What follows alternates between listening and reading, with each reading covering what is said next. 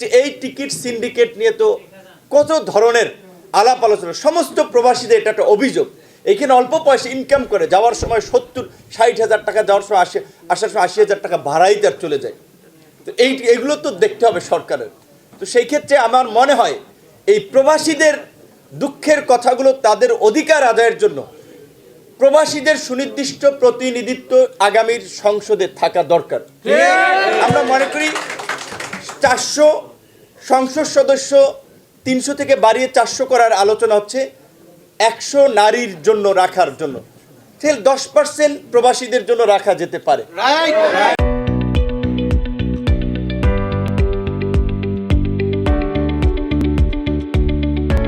Europe, America, Malaysia, মধ্যপ্রাচ্য বিভিন্ন দেশের প্রবাসীরা সেখানে ব্যবসা বাণিজ্য করে প্রতিষ্ঠিত অনেকেই।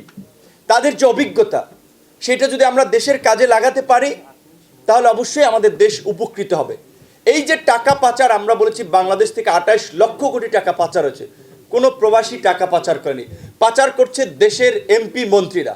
সুতরাং সেক্ষেত্রে এখানকার এই 10% প্রবাসীদেরকে যদি সুযোগ দেওয়া যায় আগামী সংসদ নির্বাচনে, তাদের মাধ্যমে অন্তত এলাকার মানুষের উন্নয়নের জন্য নিজের ব্যক্তিগতভাবে খরচ করবে, নির্বাচনে খরচ করবে, বরঞ্চ বিদেশি কারেন্সি দেশে ঢুকবে। এখন বিদেশি কারেন্সি দেশে ঢোকাটা খুব জরুরি।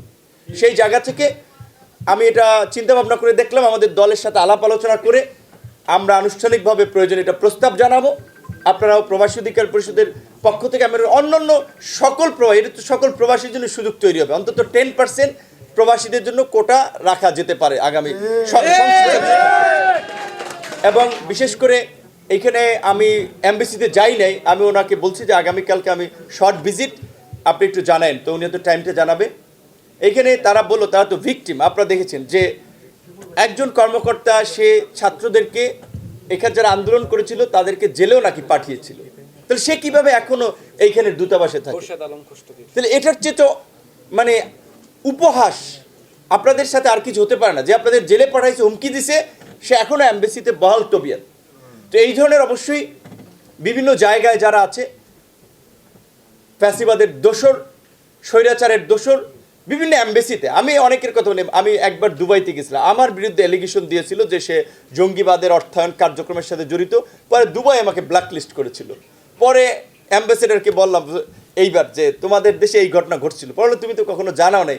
আমি তোমারে জানাবো কি, আমার তো নিজের লজ্জা, আমার দেশ থেকেই কমপ্লেইন দেওয়া হয়েছিল তখন।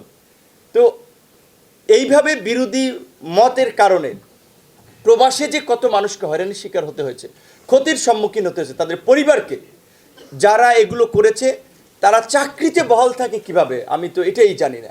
অবশ্যই যেটা আমরা বলছি যে এখনও স্বাভাবিকভাবেই সরকার মানে একটা দুর্বল সরকার হওয়ায়, এই সরকারের দুর্বলতাকে কাজে লাগিয়ে ফ্যাসিবাদী গোষ্ঠী তোষামদির যুগে ফিরে গিয়ে তোষামত করে, খাতিল করে, এরে ধরে ওরে ধরে পদায়ন প্রমোশন নিচ্ছে।